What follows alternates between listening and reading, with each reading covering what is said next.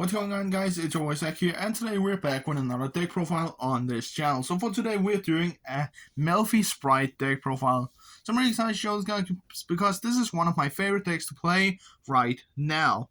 So without further ado, guys, let's get straight on into this. So first off, we're using 3 copies of Spright Blue. Spright Blue is a great free up, guys, and basically your combo starter for the whole deck, because it has the effect that if you control a level 2 or rank 2 monster, you can special summon this monster from your hand. And if this monster is special summon, you can search out any of your Spright monsters that you want, which is just such a great effect just to be able to start your combo out first turn. We then use, unfortunately, only 2 copies of Spright yet. I don't have a third copy. If I had, I would definitely put it in this deck profile, because it is such an amazing combo continuer. Because it has the effect that if you control a level or rank 2 monster, you can special summon this monster from your hand. And if this monster is special summon, guys, you can basically just search out any of your Spright, spell, or traps, whatever one you want. And remember, guys, this deck is built after the last ban list that will be released on June 5th. This video might come up before that or after that, I don't know yet. You guys will discover when I put it on the channel. But basically, guys, what you want to see is that you want to search Spright Jet out from the copy of Spright Blue's effect. So that is basically how to start the combo. And then you can either go in for Spright Sprint or Gigantic Spright. We then use 2 copies of Spright Red. Spright Red is a great 2-up, guys, especially in this format right now with a lot of monster effects lurking around. Because it has the effect that if you control a level or link 2 monster, you can special summon this monster from your hand. And when your opponent activates the monster effect, when you control another level or rank or link 2 monster, you can tribute one of those monsters to be able to negate the activation of that card. And if you tributed either a rank or a link 2 monster for this effect, you destroy the card after that, which is such a great effect, guys, just to be able to negate and destroy our opponent's cards. We then play just a single copy of Spright Carrot, which is such a great 1-up basically, because it is just a monster that prevents your opponent from activating spell and traps. Because it has the effect that if you control a level or link 2 monster, you can special summon this monster from your hand. And if you control another level, link, or rank 2 monster, while your opponent activates a spell trap card, you can negate the activation of that and destroy it if you tributed a link or rank 2 monster. So that is basically everything for the Spright monsters. So let's get into our copy of Mellfy Caddy and Mellfy Penny. These monsters are such great 1-ups, guys, basically because of their effects that they can just summon out and search each other. Because with Mellfy Caddy, you can basically search after Mellfy Penny, and after that you can special summon Penny when one of your Mellfy cards is bounced back to land, which will of course happen with Mellfy Caddy. And after that, you can basically just synchro summon one of your monsters from your extra deck using this monster and that Mellfy card that you bounce back, which is such a great effect just to be able to synchro summon in your opponent's turn. And both of them has the same effect that during the end phase you can special summon this monster from your hand. We then go in for the Nimble engine in this deck, and first of all, we're playing 3 copies of Nimble Angler, which is such a great 3-up, guys, just to be able to send him out from either Foolish Burial's effect or Spright Sprint to be able to special summon out the copy of one of our Nimble Beavers. Basically, Nimble Angler special summons out your copy of Beaver, and Beavers can special summon out the copy of Nimble Angler when they are normal summon. So either way, you special summon one of another. Then for some of the hand traps, guys, we're using 3 copies of DD Crow. DD Crow is such a great 3-up, guys, right now in this format. Basically because that most of the decks that I play against something like Mathmic or Branded, for example, and there's not that lot of Castillo players anymore because of the ban list. There's still a few ones, but at my locals, it's not that big of a problem. And of course, there are still people that play Sprites, because Sprites haven't been hit that much of the ban list. But Edith Crow is just a great free up, guys, just to be able to banish your opponent's combo pieces from their graveyard. We then use one copy of Nightmare Corruptor Ibly. Ibly is just a great one, guys, just to be able to activate her effect when you send her from your field to the graveyard, just to be able to special summon her to your opponent's side of the field. And after that, you basically lock your opponent into only Link monsters, which means that they can either go in for stuff like Link Rebo, or just attack with this monster and take the damage, and then try to continue their combos. We then use one copy of Soul Scissors. Soul Scissors is just a great one-up as well, because you can actually special summon this monster from your graveyard when when a monster in the field is destroyed by battle or a card effect and sent to the graveyard. Then you can just special summon this monster, but it is banished, unfortunately, after that, when it leaves the field. But when this monster is special summoned from the graveyard, you can target one monster on the field and pop it, which means that you can basically just choose any of your opponent's monsters and then destroy it when this monster is summoned, which is such a great effect, guys, just to be able to clear out the field. We then use two copies of Nibiru, the Primal Being. I see a lot more play with this monster now, as stuff like, Super Heavy Samurai is not that much around anymore. And it is just a great 2-up, guys. You can play free if you want, but I really like it as a 2-up. But basically, you all know what Nibiru does. Tribute all monsters in the field, special summon the rock to your side of the field. Well, some more hand traps, guys. We're using 3 copies of Ash Blossom and Joy Spring, just to be able to negate searches and special summons from your opponent's deck, which is such a great effect, guys, just to be able to interrupt them whenever you want to. We then use 1 copy of Astral Kuriboh. Actually, this card is actually very neat in this deck, because you can reveal this and then you can basically just special summon out monsters like your number 2 or number 21. Or not number 21, number 29, I mean.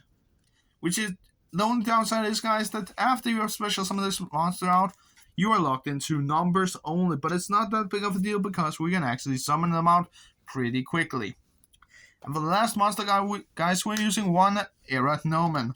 This monster is a great 1-up, guys, and I really consider, if you have 2 copies of this monster, play both copies.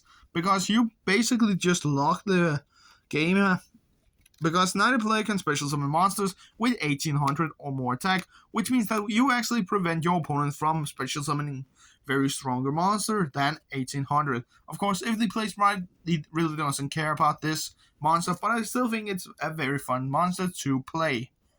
But that was everything for the monsters, guys. Let's get into the spells. Come on. So for the spells, guys, we're using 2 copies of Book of Moon. Book of Moon is just a great 2-up, guys, just to be able to put any monster on the field in face down defense position, especially if one of your opponent's cards will destroy a face-up card on the field. Then you can just flip it face down with Book of Moon, or the same thing with your opponent's monsters. If they attack with a Rise Art, then you can just flip it and face down defense, and then they are forced to pass. We then use 1 copy of Foolish Burial. Foolish Burial is just a great 1-up, guys, just to be able to send your monsters that you want in your graveyard to the graveyard. In the most cases, I send copies of Soul Scissors or either Nimble Angler to the graveyard with this card, just to be able to get their effects later on. We then use just a single copy of Call by the Grave to be able to prevent our opponent from touching the deck when we're going in for the combos.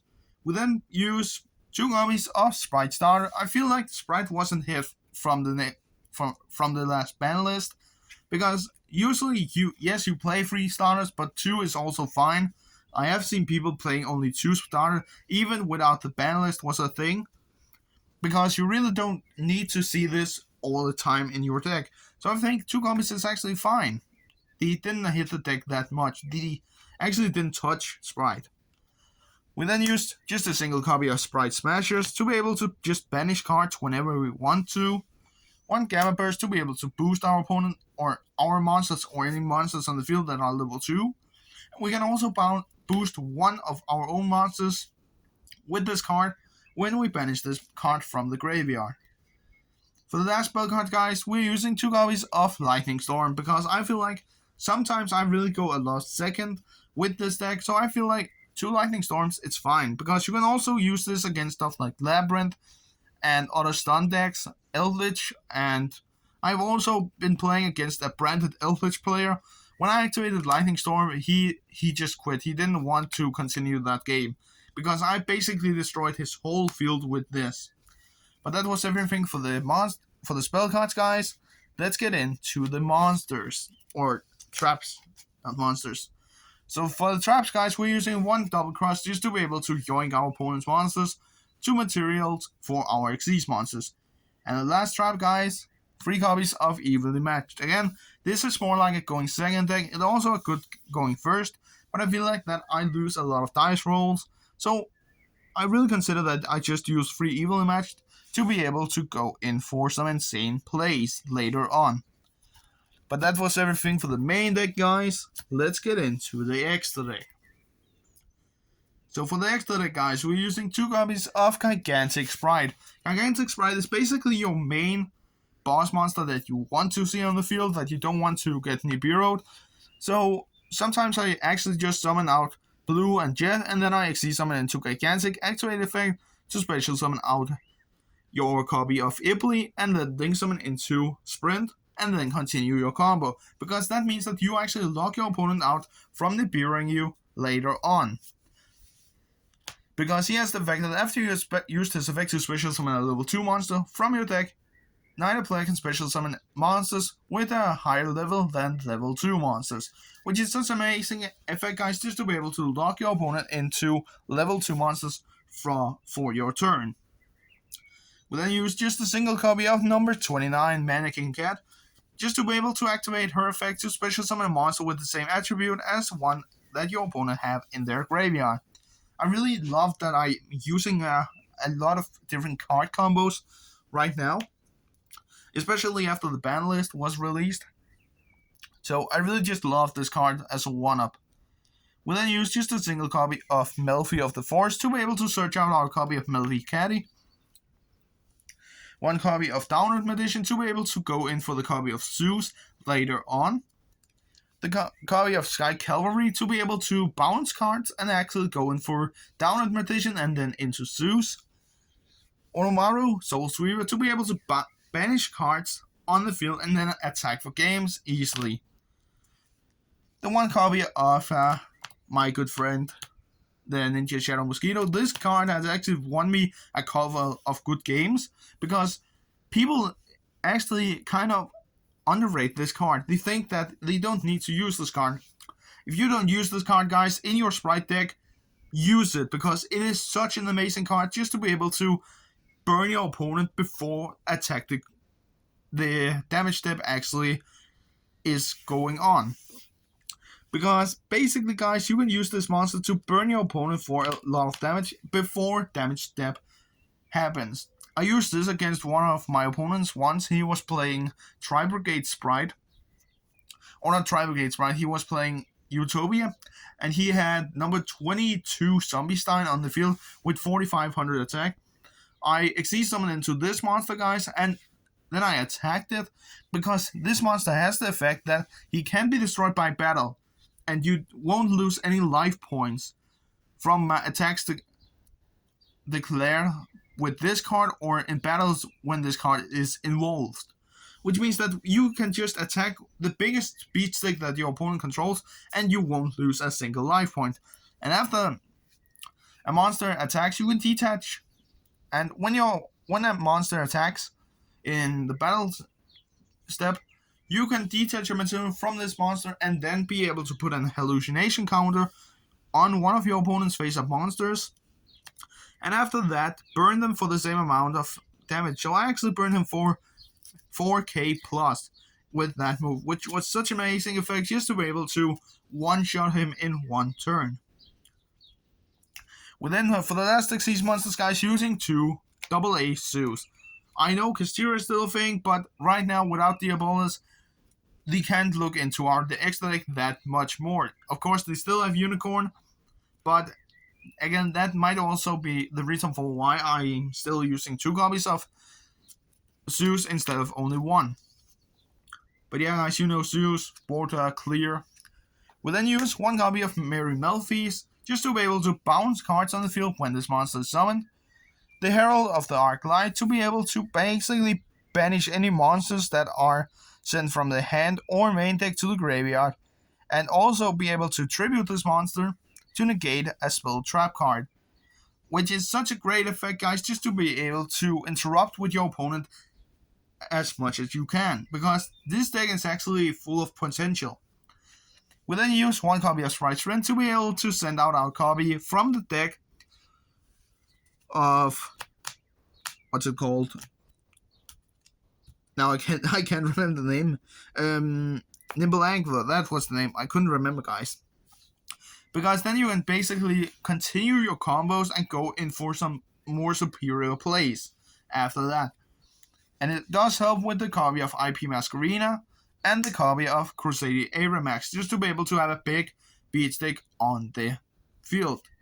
But yeah, guys, this was everything for the extra deck. What is your opinions on this, and what is your opinion on the newly banned list for the UTCG? I would say that it is a fine ban list, but there could be some more changes to it. And I will say that I am a purely player, so I was of course hit by the fact that they did hit Delicious Memory, but still it wasn't that big of a deal, even though a lot of people are crying about it. But yeah, guys, this was everything for this video. I will make a test stand video on this like I did last time with my Adventure Spright deck profile, and I saw a comment on that video where a person said that none of the combos was with Adventure Engine, and that was because that I didn't draw into any of my Adventure combo starters. That is basically the reason for it, because I caught my deck, I shuffle the deck, and then I just draw, and I use what I draw. But yeah, guys, if you want to see it different, please comment down below. I don't know what I else could do. But yeah, this was everything for this video. I hope you enjoyed, as always, and we will see each other next time. Peace out.